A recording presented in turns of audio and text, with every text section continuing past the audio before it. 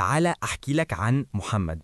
محمد طالب عادي زيك بالظبط، كل يوم يقعد قدام الكتاب ويقول لنفسه النهاردة هركز كويس، وبعد نص ساعة يلاقي نفسه ماسك الموبايل يشوف الريلز ويقعد يضحك على حاجة تافهة، وبعدين يرجع للكتاب ويبدأ من أول وجديد. نفس المشهد كل يوم، ساعتين قاعد قدام الكتاب ومفيش فايدة.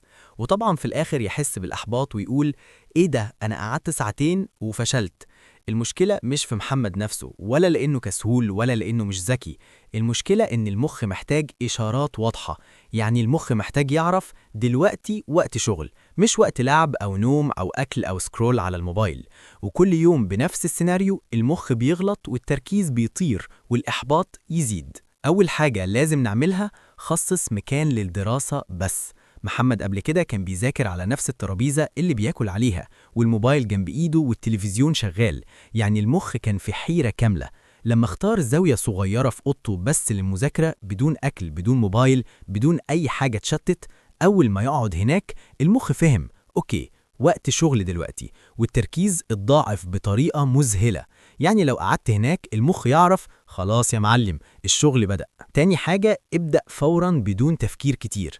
محمد كان يقعد يفكر أبدأ منين، أذاكر المنهج كله، أراجع الأول، أعمل حاجة صغيرة، وبعد التفكير يلاقي نفسه ماسك الموبايل.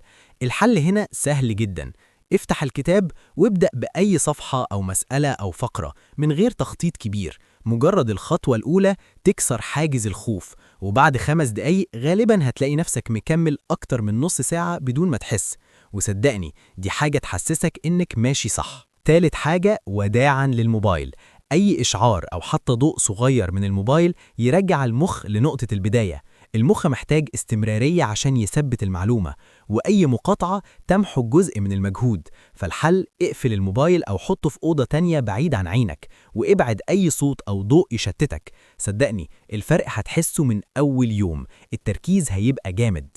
لو جمعت ال3 حاجات دول، مكان مخصص، تنفيذ فوري، ومفيش تشتيت، محمد ما زودش الوقت اللي بيذاكره ولا تعب نفسه أكتر، بس ضاعف تأثير المذاكرة في 2.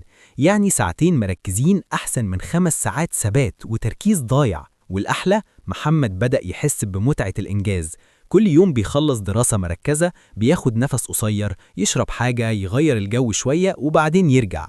شعور السيطرة على الوقت والإنجاز أعطاه ثقة أكبر، وبدأ يلاحظ الفرق في فهمه للمواد ودرجاته. ولو يوم حسيت نفسك زهقان، مجرد قول لنفسك هبدأ 15 دقيقة بس، وغالبا هتكمل أكتر من ساعة من غير ما تحس.